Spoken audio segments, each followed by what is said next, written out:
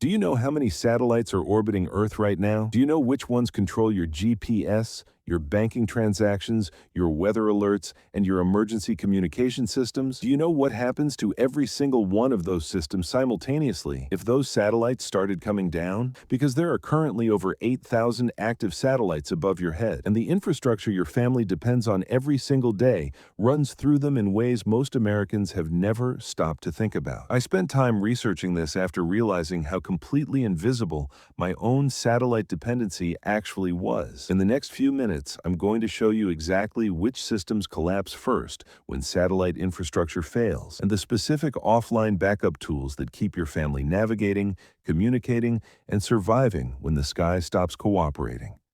Because if you wait until the satellites are actually falling to start figuring this out, you've already lost the window. Here's what nobody tells you about your daily life and satellites. You are more dependent on them than you think, and the dependency is invisible until it isn't. Your phone's GPS doesn't run locally.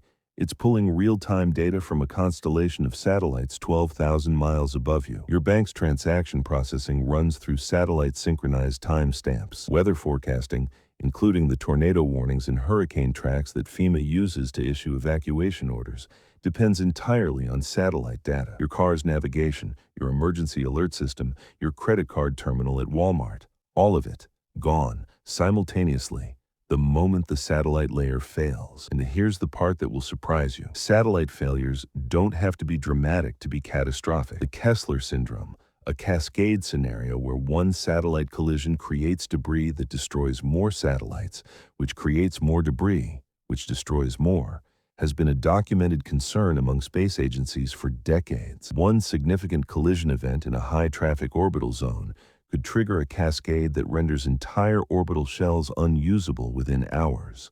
No explosion visible from your backyard, just your phone losing GPS, your weather app going blank, your bank transactions timing out. Most people get this completely wrong and think satellite failure means watching something fall from the sky. It doesn't. It means watching everything you depend on go quietly, confusingly dark, and not understanding why for hours while you try to troubleshoot your phone thinking it's a carrier issue. This is where it gets deadly. The first 12 hours of a satellite infrastructure failure would look identical to a widespread cellular outage. Most Americans would assume it was temporary. They'd wait. They'd try restarting their devices. They wouldn't change their behavior at all during the window when changing behavior matters most. By the time official communication confirmed what was actually happening, through whatever terrestrial broadcast systems remained functional, the panic buying, the fuel runs, the cash machine lines would already be hours deep. Remember COVID March 2020? The 72 hours between "this might be serious" and "everything is shutting down" was when every prepared family got their supplies and every unprepared family got the empty shelves. A satellite failure scenario compresses that window even further because the communication systems that would normally carry the warning are the things that just failed. This is the part that almost nobody in the survival community is talking about, and the solutions are simpler than you think. So what do you actually do? 3 specific tools, and none of them are expensive. First, a paper map. Not your phone, not Google Maps. A Rand McNally Road Atlas, about $15 at any truck stop, Walmart or Amazon, covers every U.S. highway and state road without needing a single satellite ping. Know your routes before you need them. Know the roads that connect your home to your family, your bug-out location, and your nearest supply points. A map doesn't need a signal. It doesn't need a battery.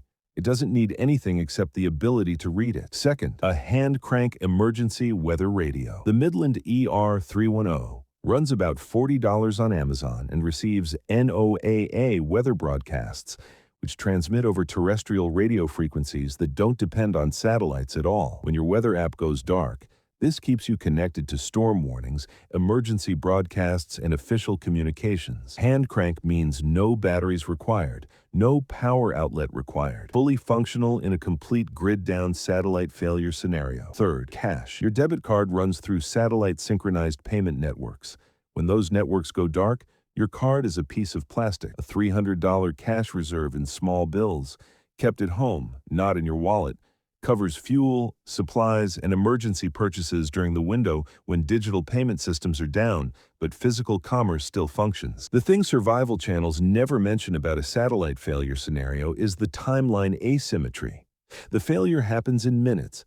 The cascade of consequences unfolds over days. In the preparation window, the time between something is wrong and it's too late to prepare, is measured in hours, not days. Your paper map, your hand crank radio, and your cash reserve cost under $360 total. They cover you for the scenario that most Americans have never considered once, and they're useful for every other disaster scenario too, which means they're not just satellite insurance, they're foundational survival tools. Everything I just told you, that's only half the story. The part most survival channels never cover, that's coming next.